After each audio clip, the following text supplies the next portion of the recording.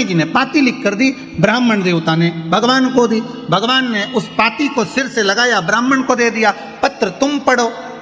ब्राह्मण के दूसरे का पत्र हम कैसे पढ़ सकते?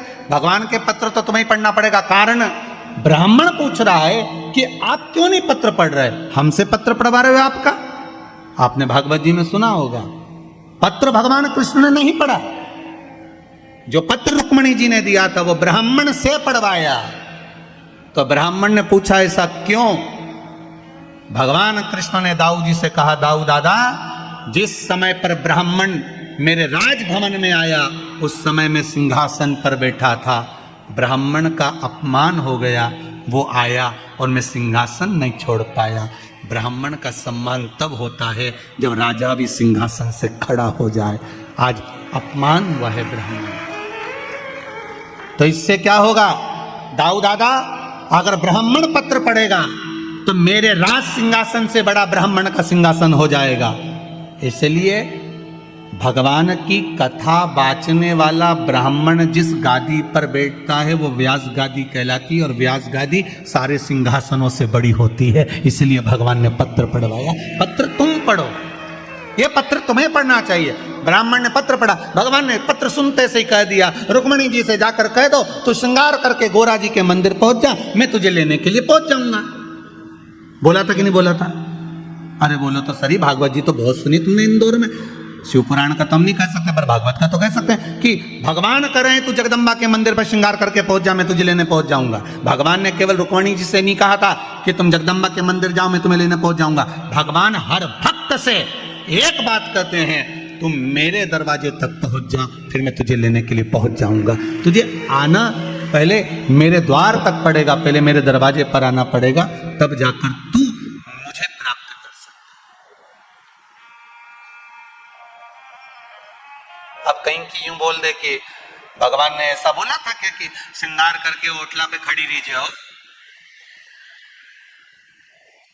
नहीं मैं तेरे को लेने आ जाऊंगा।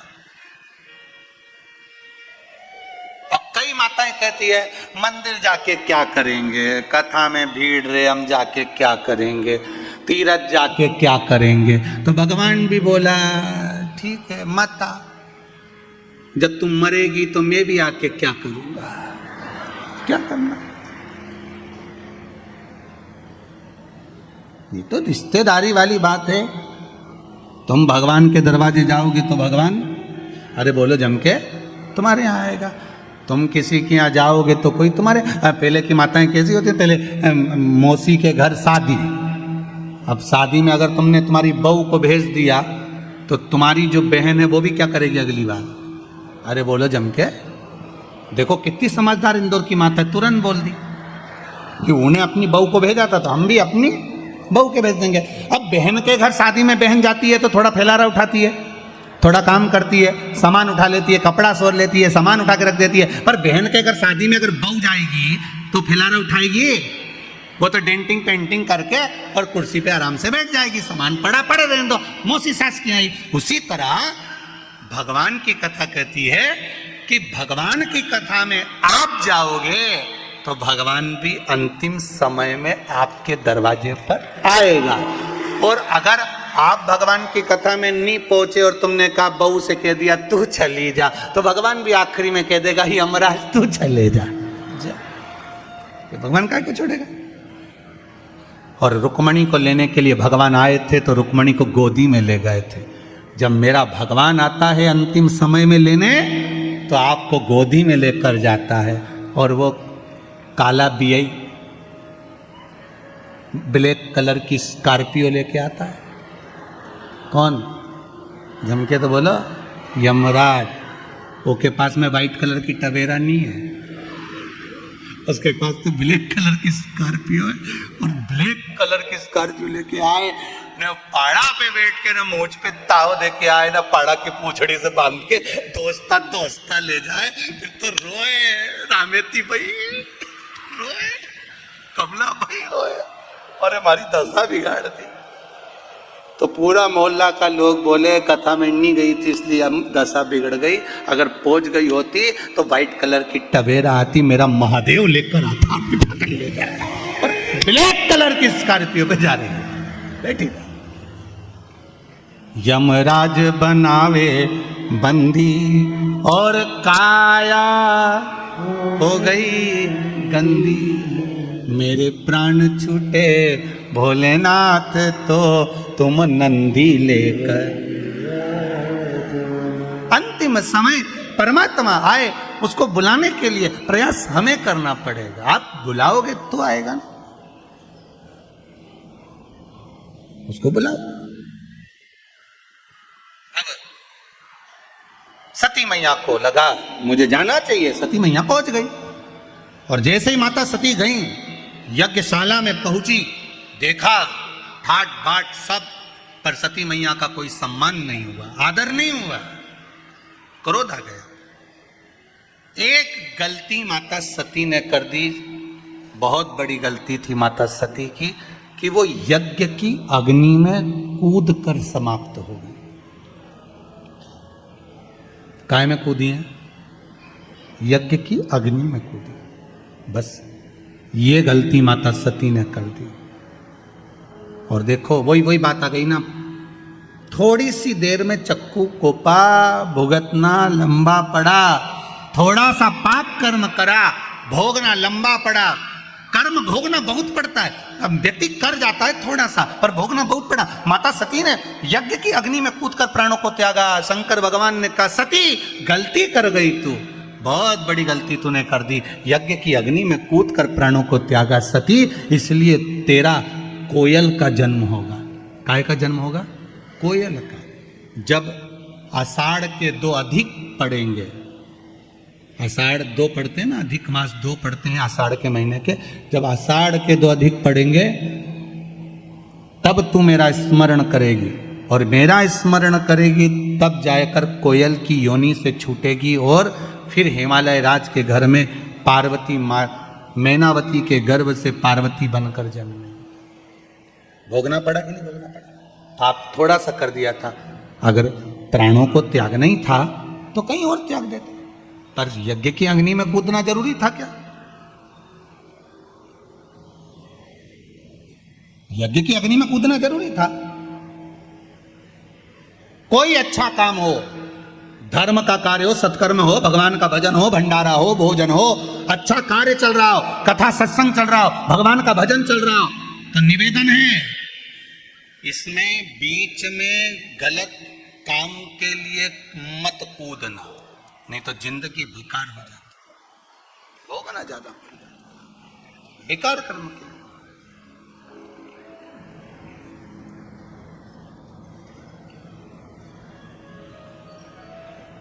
बाबा से बस एक निवेदन, हमारे कर्म हमें सुधारना। जब भाव शुद्ध हो तो क्यों ना मिले। 3 बजे कथा चालू हुई थी, ये जितने खड़े हैं आस पास इधर उधर, 3 बजे से कथा चालू हुई तो कम से कम 2:30 बजे से 2 बजे से खड़े होंगे। सही है कि गलत है? और बल्कि पहले से ही खड़े होंगे। जब से 6 बजे तक कथा जब तक चलेगी, 6 सवा 6 बजे तक, तब तक खड़े। इनकी तपस्या, इनका तप कहीं तो शिव देखेगा, कहीं तो शंकर देखेगा ना। इस व्यासपीठ से मैं आपको नमन करता हूं सभी श्रोताओं को कि आपका जो भरोसा है ना शंकर के प्रति, आप यहाँ से जाते हो तो हर हर महादेव चिल्लाते चिल्लाते जाते हो, आते हो तो हर हर महादेव श्री शिवाय नमस्तुभ्यम बोलते हुए आते हो। कितना विश्वास होगा, कितना भरोसा होगा, कितनी दृढ़ता होगी। पूरे इंदौर में चर्चा है कि विश्वास शंकर के प्रति कितना जागा है, वो देखना है तो ये कनकेश्वरी ग्राउंड में देखिए। कीचड़ है चारों तरफ, पानी गिर रहा है। मेरा कैमरे वालों से निवेदन है, बाहर जितने लोग बैठे हो छाता खोल खोल के बैठे, पानी लगातार टपर टपर हो रहा है थोड़ी थोड़ी देर में। और इनकी दृढ़ता देखिए आप, इनका विश्वास देखिए। कोई ने इनको कुछ दिया है? इनको देने वाला तो देवाधिदेव महादेव है, कोई दूसरा नहीं दे सकता। शंकर, जिस जमीन पर आप बैठे हो पूरी गीली है, ये बहनों बैठी है ना, यहां से पानी दिस रहा था, बता रहे थे कि यहां से पानी बहकर जा रहा था, पर फिर भी आपका विश्वास बड़ी दृढ़ है, बड़ा दृढ़। इस विश्वास के बल पर शिव महापुराण की कथा है। और एक बात आपसे कहेंगे, इतने वर्षों में हमने एक चीज जरूर देखी है कि जिसने शंकर मेरा उघड़ी है वो बिना सोचे देता है, कभी उसने विचार ही नहीं करा कि मुझे इसको क्या देना है। ब्रह्मा जी कहते हैं इसके भाग्य में बहुत बहुत भोगना लिखा है, शंकर जी कहते हैं एक बार मेरे पास तो आ जाए, फाइल ही दबा दूंगा नीचे, निकलने ही नहीं दूंगा कि कितना भोगना लिखा। तू आ तो सही। ब्रह्मा जी बोल रहे हैं आप फाइल पढ़ो, शंकर जी के फाइल आए तो ब्रह्मा जी बोले मैं आपके पास कभी आने ही नहीं दूंगा। कई लोग ऐसे हैं सारी दुनिया में माथा टेकते हैं, सबके सामने जाके रोते हैं, सबके सामने हाथ फैला लेते हैं, पर शंकर पर भरोसा नहीं कर पाते। शिव जी कहते हैं एक बार मेरे पास आ जा, कितनी भी बेकार फाइल हो सामने नहीं दूंगा, नीचे ऐसी अलमारी में पटकूंगा कि आएगी नहीं। क्या भोगेगा? आ तो अकाल मृत्यु वो मरे जो काम करे चंडाल का, काल उसका क्या बिगाड़े जो भक्त हो महा काल का। शंकर के उपासक हो तो फिर भय काहे का? क्यों भय खाना? बुरा कर्म हुआ पूर्व में, हो सकता है कर्म हमने बेकार करा होगा तो आज भोगना पड़ रहा हो, पर घबराना नहीं है हमको। क्या करेगा ये?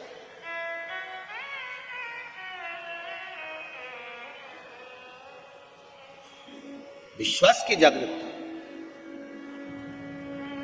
और जब विश्वास पूर्ण तरह से प्रबल हो जाए तो भगवान भी खड़ा रहता है। महाराज शिव महापुराण की कथा कह रही है, सती आप कोयल का जन्म लोगे,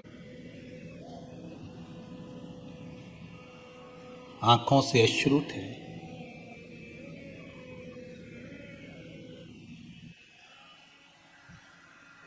नैनों से जल बह रहा था,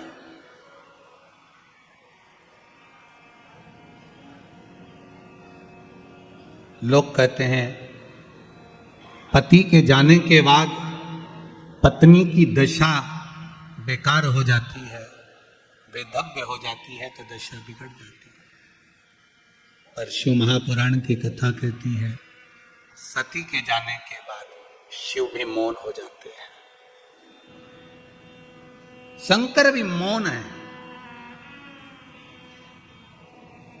पति पत्नी का संबंध जो है केवल एक साधारण सा संबंध नहीं है महाराज, केवल एक साधारण सा संबंध नहीं है, बहुत।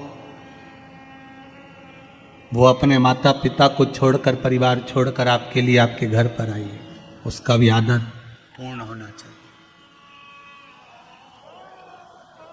एक व्हाट्सएप पे एक मैसेज पड़ा था, कोई ने लिखकर डाला होगा, तो उसमें लिखा हुआ था कि अपनी पत्नी का सम्मान करो, जो एक जोड़ कपड़ा पसंद करने में पूरी दुकान उठा पटक कर देती है, उसने तुम्हें पसंद करा।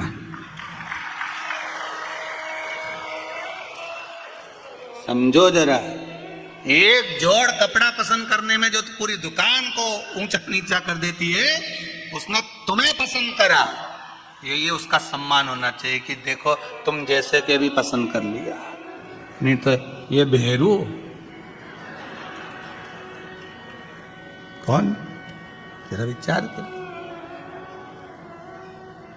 सती चली गई मां, शिव नेत्र से जल बहा, खूब क्रोध आया, केश तोड़कर रुद्रगण उत्पन्न करा, यज्ञशाला विध्वंस हो गई, अग्नि में दक्ष प्रजापति का सिर गिर गया। बाद में देवताओं ने स्तुति करी तो बकरे का मुख भी लगा दिया, यज्ञ पूरा करवाया। उधर पितरों की 3 बेटियां थीं, मैना, धन्या और कला, जो पितृलोक में निवास कर रही हैं। सारे देवताओं के लोक से भी ज्यादा सुंदर होता है पितृलोक, जहां पर पितृ रहते हैं। बहुत सुंदर लोक है। पितृलोक क्यों सुंदर होता है? पितृलोक सबसे ज्यादा अच्छा क्यों माना गया है? पितृलोक की सुंदरता क्यों मानी गई है? उसका कारण होता है, जितनी समय भगवान विष्णु वैकुंठ में नहीं रहते, ज्यादा से ज्यादा समय भगवान विष्णु पितृलोक में रहते, ज्यादा से ज्यादा समय पितृलोक। पूछा क्यों?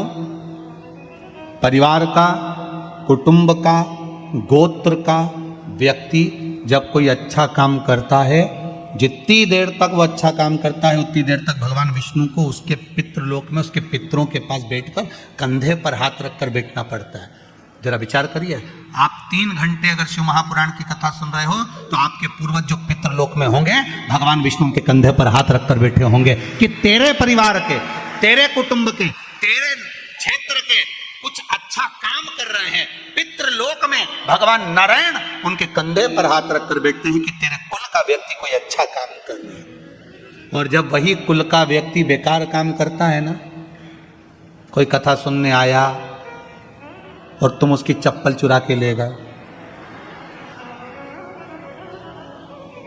तो पितृलोक में भगवान विष्णु नहीं जाते, फिर यमराज जाते। और यमराज जाकर उसके दूतों को ले जाकर उन पितरों से कहता है, देख ले तेरे छोरा छोरी चप्पल चुरा रहे, चोटे के बाप देख ले। ऐसा कोसते हैं। तो तुमसे निवेदन है, चप्पल चुरा के उनको मत कुसवाना रे, तुमसे निवेदन।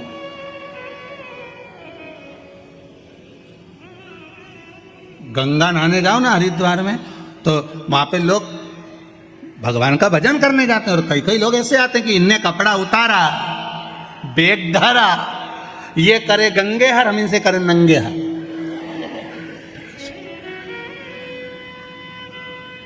ऊपर से देवता हम भी सोच रहे, बता बेचारा अपने पूर्वजों को तारने के लिए आया था, उसने तो अपने पूर्वज तार दिए और इन्होंने सामान चुराकर इनके पूर्वजों को धिक्कार दिया। ऐसा गलत काम कभी मत करना हो, कभी जिंदगी में मत करो। ये होता है कई बार। एक बार एक जगह कथा करने गया, एक माता जी की चप्पल कोई चुरा के ले गया। माता जी बड़ी रोती रोती आई और बहुत गुस्से में आके बोली, गुरुजी बताओ हमारी तो कोई चप्पल ले गया। तो हमने कहा अच्छा है, तुम्हारा काल था, कोई उठा के ले गया, टेंशन खत्म। फिर तुमने क्या करा? हम दूसरे की ले गए। हमने कहा बहुत अच्छी बात है, जाओ तुम जाओ। होता है कई बार लोगों की दशा। एक व्यक्ति मंदिर गया, मंदिर में जाके भगवान के मंदिर में चप्पल उतार के जो अंदर गया दर्शन करने, चप्पल गायब हो गई, चप्पल गायब हो गई। तो गुस्से में आ गया, अपने दोस्त से बोलता है, बताओ इतना वीआईपी मंदिर है और चप्पल चली गई हमारी, अब क्या करें? मंदिर वीआईपी हो कितना भी हो, पर चप्पल से कोई मंदिर का क्या ठेका? तो रुक, मैं अब भी आता हूं। कहां जा रहा है? जरा भगवान से जाकर झगड़ा करके आता हूं कि तुम्हारे मंदिर से हमारी चप्पल गई। वो अंदर गया, जैसे ही अंदर गया वापिस बाहर आ गया। दोस्त ने पूछा कुछ बोला क्यों नहीं? तो कि भगवान की तो खोई खुद ले गया, वो तो नंगे पैर खड़े थे। मंदिर में जो मूर्ति होती है कौन सी चप्पल पहनी हुई होती है? भगवान मूर्ति के रूप में प्रेरणा देते हैं कि हमारे मंदिर में आओ तो चप्पल पहन के मैं, तो हमारी तो खुद नहीं है। हाँ? तुम अपने घर घर छोड़ के आओ, टेंशन लेके आओ कहाँ को हमारे पास में? हम तो टेंशन मुक्त करते हैं, चिंता मुक्त। चिंतन करो शिव का, भजन करो भगवान। मैना धन्या कला पितृलोक में रह रही थी। सनकादि ऋषियों का आगमन था। सनत कुमार बैठकर तप कर रहे थे, साधना कर रहे थे। तीनों की तीनों निकल कर जा रही थी। इनके लहंगे में कुछ झामर झुमके लगे हुए थे, कुछ रतन लगे हुए थे। वो रतन लगे हुए जब निकल कर जा रहे थे, वो रतन लगा हुआ जो लहंगा था वो सनत कुमार की जंघा से लग गया। जंघा से लगा, खरोच पड़ गई। खरोच पड़ी, इतने में सनत कुमार को क्रोध आ गया। मैना धन्या कला, तुम तीनों संतों का अपमान करी हो, हम तुम्हें श्राप देते हैं कि तुम पितृलोक छोड़कर मृत्युलोक में जाओ। तुम्हें पितृलोक छोड़कर मृत्युलोक में जाना पड़ेगा। तीनों रोने लगी, हमें मृत्युलोक में मत भेजिए, क्योंकि पितृलोक से सुंदर जगह नहीं जहां भगवान विष्णु दिन रात रहते हैं। क्यों भेज रहे? जो व्यक्ति जहां रहता है ना, उसको वही सुंदर लगता है। जो जहां रह रहा है कई लोग कहते हैं गुरुजी हमने पितरों के मोक्ष के लिए गया जी का पिंड कर दिया, ब्रह्म कपाली कर दी, ब्राह्मण का भोजन करा दिया, भागवत करा दी, उसके बाद भी पंडित जी को पत्रिका दिखाओ तो वो एक ही बात बोलते हैं, क्या बोलते हैं? पितृ दोष है। अब इतना करा, ब्राह्मण का भोजन कराया, तर्पण करा, तिलांजलि करा, सारा काम करा, फिर पितृदोष क्यों रह गया? हमने गया जी का पिंड करा, फिर पितृदोष रह गया। हमने पितरों की शांति कर दी। तो पहले ये बताओ, पितरों की शांति कभी होती है? पहले उसका अनुभव करिएगा। आप अपने ऊपर लेकर चलना। आप यहां से जाओ 7 स्टार 5 स्टार होटल में खूब प्रेम से इंदौर से बाहर जाकर, तुम्हें जहां जाना वहां जाके रहो, खूब अच्छे से रहो, एक से बढ़कर एक होटल में रहो, कितना ही अच्छा वीआईपी से वीआईपी खाना खाओ, वीआईपी से वीआईपी कपड़े पहनो। 1 महीना, 2 महीना, 1.5 महीना, 15 दिन, 20 दिन तुम कितने भी अच्छे से रह लो, पर 20 दिन 22 दिन के बाद तुम्हें अपने घर की याद आएगी कि नहीं आएगी? जम के तो बोलो, आएगी ना। भले तुम्हारे घर में एसी नहीं लगा, डनलप का गद्दा नहीं लगा, भले तुम्हारे घर में वीआईपी भोजन नहीं है, डनलप का गद्दा नहीं है, एसी का रूम नहीं है, पर घर की याद आएगी। भले कुछ भी हो, भले टूटा फूटा मकान हो, पर मेरे को तो मन नहीं लग रहा, मैं तो घर जाऊंगा, थोड़ा मन लगे मेरा घर जाऊंगा, मैं थोड़ा मन लगे मेरा मैं घर जाऊंगा। अब मन में तो उनके घर जाने के लिए लगा। अब कितना भी वीआईपी में रह लो, पर आखिरी में घर जाने की याद आती है। कितना भी पिंडदान कर लो, गया जी में जाके पिंड दे दो, ब्रह्म कपाली कर लो, तर्पण कर लो, पितरों को ले जाके गया जी में छोड़ दो, फिर भी पितर कहते हमें तो हमारे घर की याद आती है, इसलिए 16 श्राद्ध में वो तुम्हारे घर आ ही जाते हैं। 16 श्राद्ध में आए और वो इंतजार करते हैं कि तुम हमको क्या क्या खिला रहे, इंतजार करते हैं कि क्या दे रहे हैं। पितरों के देवता आर्यमा जब कौए पर बैठ कर आते हैं ना, तो अपने अपने घर के पितरों को छोड़ते हैं। पितरों को छोड़कर वो इंतजार करते हैं कि मुझे मेरा पुत्र, मेरी पुत्र वधू, मेरी बहू, मेरा बेटा मुझे क्या दे रहा है, क्या खिला रहा है, और फिर उसके अनुसार वो फल प्रदान करते हैं। केवल ऐसा नहीं कि आप एक बार उनको छोड़ आए तो फिर जरूरत ही नहीं पड़ेगी। कई माताएं कहती हैं हम तो गया जी कर ही आए, अब बामण के नहीं जिमाएंगे। मत जिमा, पर भोगना तो पड़ेगा। पितर आते हैं, जैसे आप कहीं पर भी जाकर रह लो, आपको आपकी घर की याद आएगी। 1 महीने में, 2 महीने में, 15 दिन में, 20 दिन में याद आती है। उसी तरह पितरों को कहीं पर भी रह ले, एक बार साल भर में एक बार आपके दरवाजे पर जरूर आते हैं, उसको भाग देना चाहिए, उनको भाग प्रदान करो। बोलेंगे महाराज मैना धन्या कला रोने लगी, हमको क्षमा कर दो। सनत कुमारों ने कहा हम आपको वर प्रदान करते हैं, आशीर्वाद देते हैं, हम आपको वर देते हैं। मैना धन्या कला, आप तीनों मृत्यु लोक में जाओगे, और मृत्यु लोक में जाकर आपके यहाँ पर 3 देवियां आप तीनों के गर्भ से प्रकट होंगी। 3 देवियां आप तीनों के गर्भ से प्रकट होंगी। मैना के गोद में पार्वती जी आई, धन्या सुनैना बनी जिनकी गोद में सीता जी आई, कला कीर्ति बनी जिनकी गोद में राधा जी आई। ये तीनों 3 देवियां बनी। मैना धन्या कला तीनों निवास करी। समय आया, माता मैनावती के गर्भ से पार्वती जी का जन्म हुआ। हिमालय राज की नगरी आज आनंदित हो गई। बेटा 1 कुल को तारता है, बेटी 2 कुल को तारती है।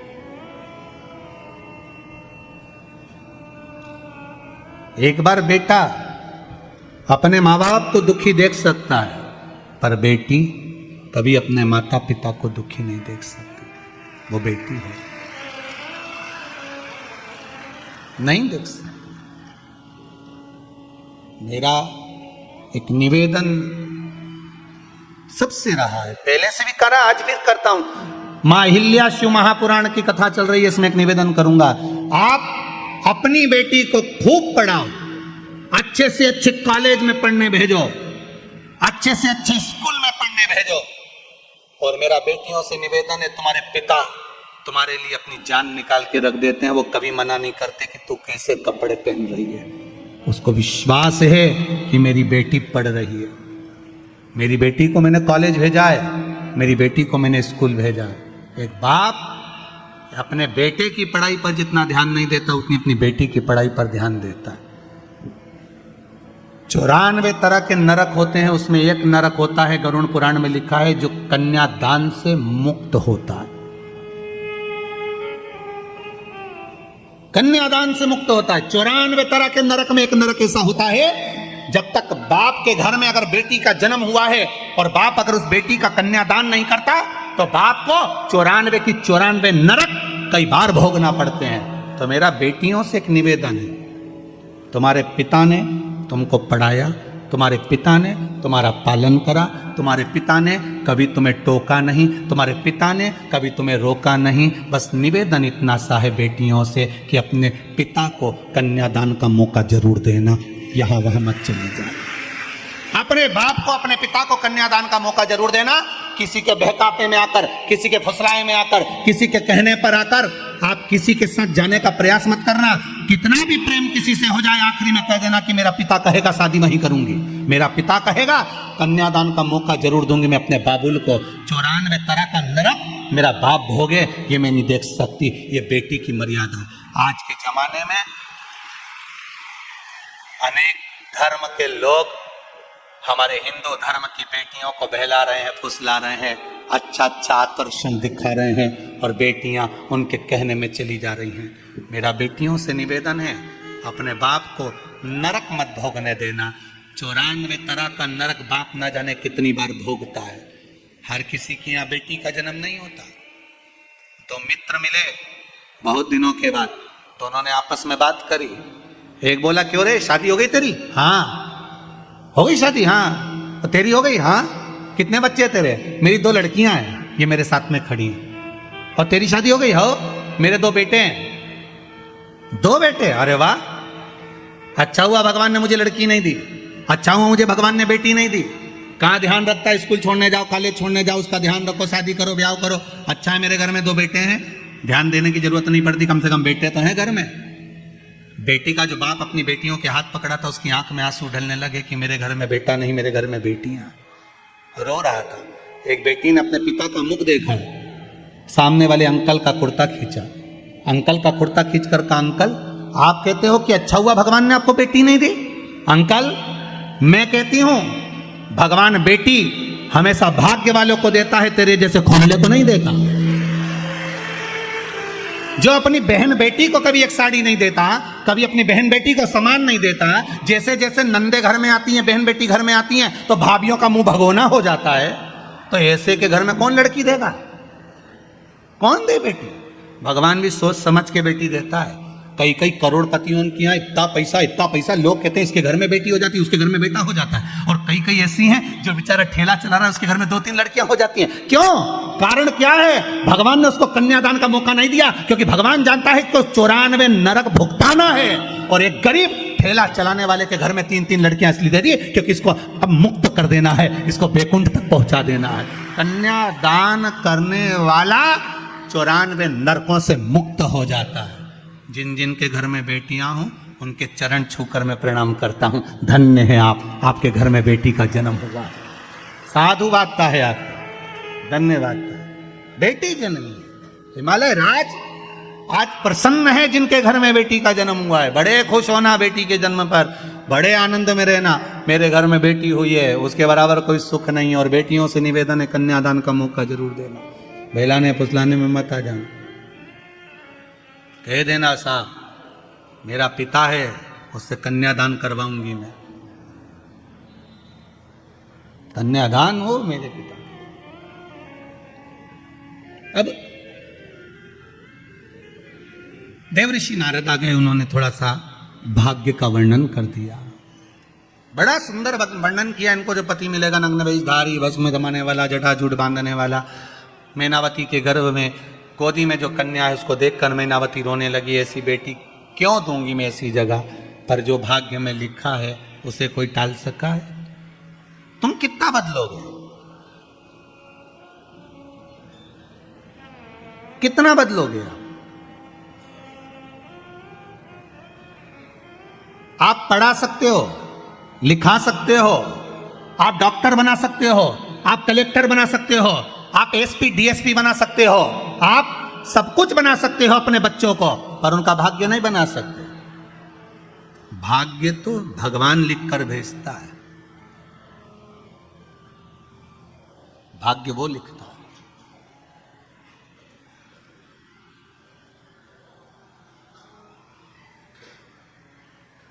उसके सिवा कोई नहीं लिख सकता। भाग्य उसने लिखा है। अब बनाओ, डॉक्टर बनाओ, कलेक्टर बनाओ, एसपी बनाओ, डीएसपी बनाओ, सीए बनाओ, इंजीनियर बनाओ, पढ़ाओ, खूब पढ़ाओ, खूब पढ़ाओ, पर भाग्य नहीं बना सकते। भाग्य तो उसने बनाया। कितना बनाया, कैसा बनाया, सुख लिखा कि दुख लिखा, ये उसके हाथ में। एक माँ ने अपने पिता पति से कहा, सुनो बेटी बड़ी दुखी है, आप दुनिया भर में इतना धन लुटाते फिरते हो, मंदिर देवालय में जाते पैसा पैसा लगाते रहते हो, अपनी बेटी को कुछ दे दो। पिताजी ने कहा, उसके भाग्य में सुख नहीं है, मैं नहीं दूंगा। अगर सुख होता तो दुख क्यों मिलता? तो तुम क्या भाग्य लिखने वाले हो? थोड़ा सा सुख दे दोगे तो कुछ चले जाएगा तुम्हारा, दे उसको। पिता ने कहा, मैं नहीं दे सकता। मां कहने लगी, मैं दूंगी, दे दो। तिल्ली का लड्डू बना लिया, मकर संक्रांति पे दामाद को भोजन करने बुला लिया। तिल्ली के लड्डू का डब्बा दामाद को दे दिया, उसमें सोने की गिन्नियां फंसा दी उस लड्डू के अंदर। दामाद से कहा, ये मेरी बेटी को दे देना। दामाद डब्बा लेकर चला तो उसको याद आया, कल बच्चों की फीस जमा करना है, पैसा घर में नहीं है। अगर डब्बा हलवाई को दे जाऊं और उससे पैसे ले जाऊं तो? डब्बा हलवाई को दे दिया, 500 रुपए लेकर घर चले गया, फीस जमा कर दी। शाम के समय पर सेठ जी आ रहे थे, उनको लगा आज मेरी पत्नी का जन्मदिन है, घर पर मिठाई होगी नहीं। पत्नी को तिल्ली के लड्डू अच्छे लगते हैं तो हलवाई के यहाँ गया और कहा, कोई ताजा लड्डू आया हो तो दो। हलवाई ने वही डब्बा उठा कर दे दिया। पति ने जैसे ही अपनी पत्नी को लड्डू खिलाए, उसमें से सोने की गिन्नियां निकल रही थी। सोने की गिन्नी निकली तो पत्नी की आंख में आंसू आ गए। आप सत्य कह रहे थे कि भाग्य में नहीं होगा तो नहीं मिलेगा, और देखो मैंने दामाद को लड्डू दिए थे, वो लड्डू वापस मेरे घर में आ गए। अगर किस्मत में होते तो मिल ही जाते हैं। भाग्य में हो तो जरूर मिलता है, भाग्य में नहीं होगा तो नहीं मिलेगा, प्राप्त नहीं होगा। आज मैनावती ने सोच लिया क्या करा जाए। देवर्षि नारद ने कहा, शिव जी के लगन लगा दो इसको। शंकर की भक्ति में पार्वती मैया ऐसी डूब गई, ऐसी डूब गई, ऐसी डूब गई कि शंकर पति के रूप में माता पार्वती को प्राप्त हुआ। शिव दूल्हा बन रहे हैं, माता पार्वती दुल्हन बन रही। शिव बना बन रहे, पार्वती जी बनी बन रही है। शादी में 8 दिन पहले 15 दिन पहले से गाते हैं, बना जी बना जी बना जी। बना जी इसलिए गाते हैं कि बना के चलना जी, और बनी जी इसलिए गाते हैं कि चाहे कितना ही कुछ बोले पर बनी रहियो, दौड़ दौड़ के मायके मत आइयो। जरा जरा सी बात में दौड़कर फिर मायके आ जाए, वहीं रहना।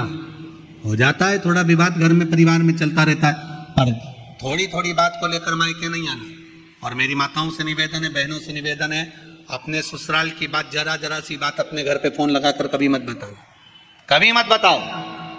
आज सबसे ज्यादा अगर अदालत में केस चल रहे हैं तो तलाक के चल रहे हैं। जरा जरा सी बात में तुरंत थोड़ा हुआ नहीं और बताना प्रारंभ करा। और माताओं से भी निवेदन है, अपनी बेटी को ज्ञान देना चाहते हो, जैसा अपनी बहू के प्रति तुम सोचते हो वैसा ज्ञान अपनी बेटी को दीजिए, अपनी बेटी को दीजिए।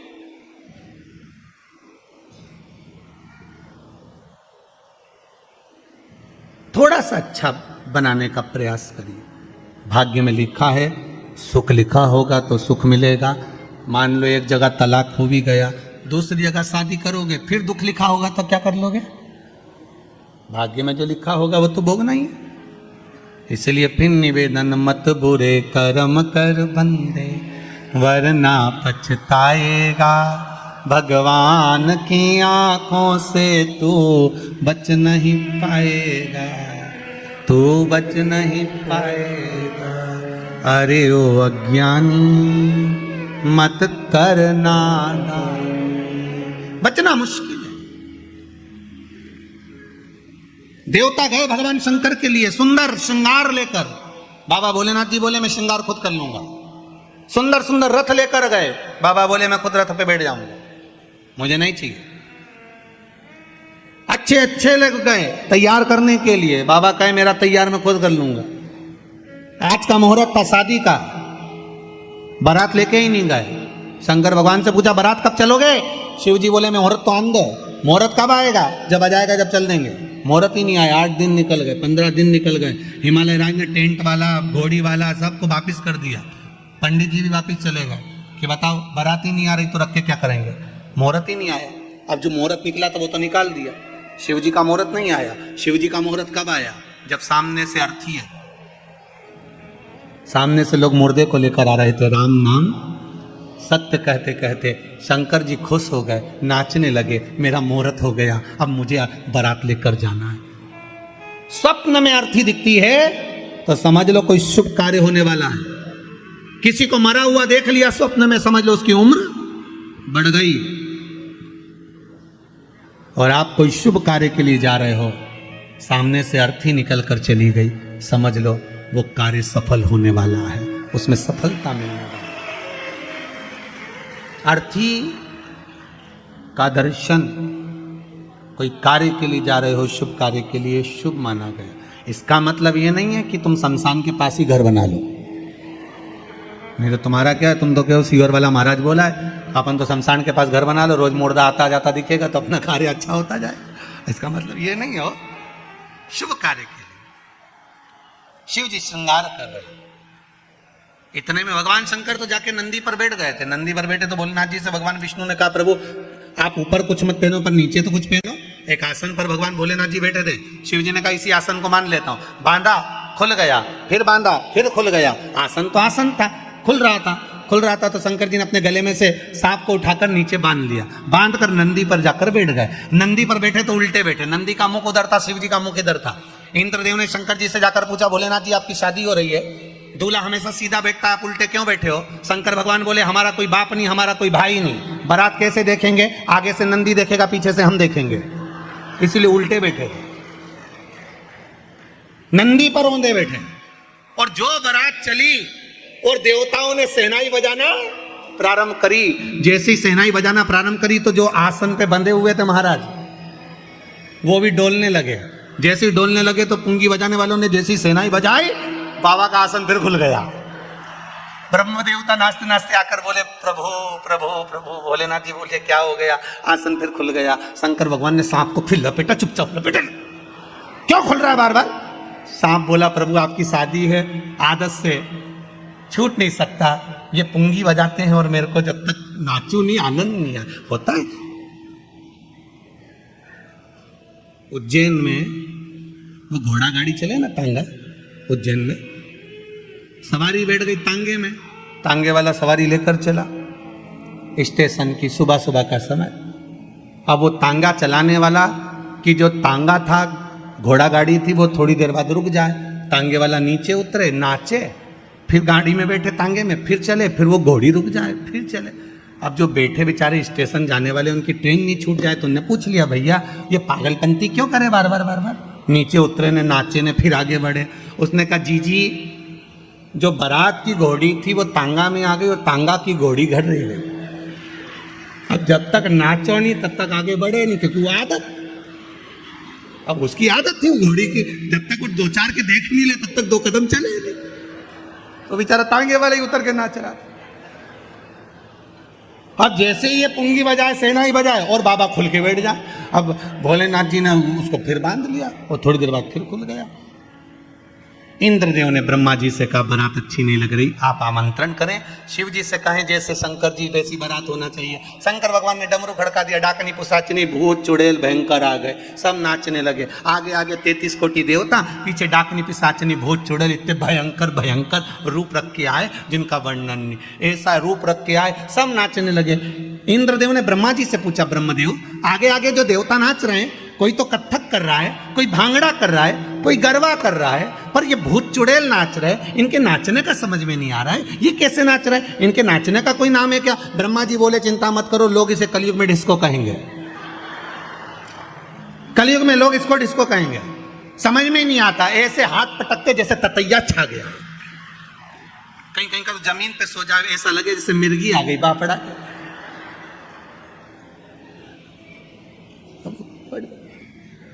सब नाचते कूदते बड़े प्रेम से चले, हिमालय राज की नगरी में पहुंचे।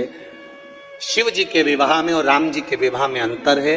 राम जी की शादी में सबसे पहले भांवर डली थी, फिर भोजन हुआ था। शंकर जी की शादी में सबसे पहले भोजन हुआ था, फिर भांवर डली थी।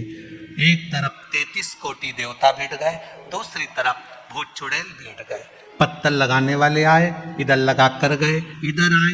एक के 12 मुंह थे, उससे पूछा दादा कौन से मुंडा से खाएगा, पत्तल कहाँ रखूं?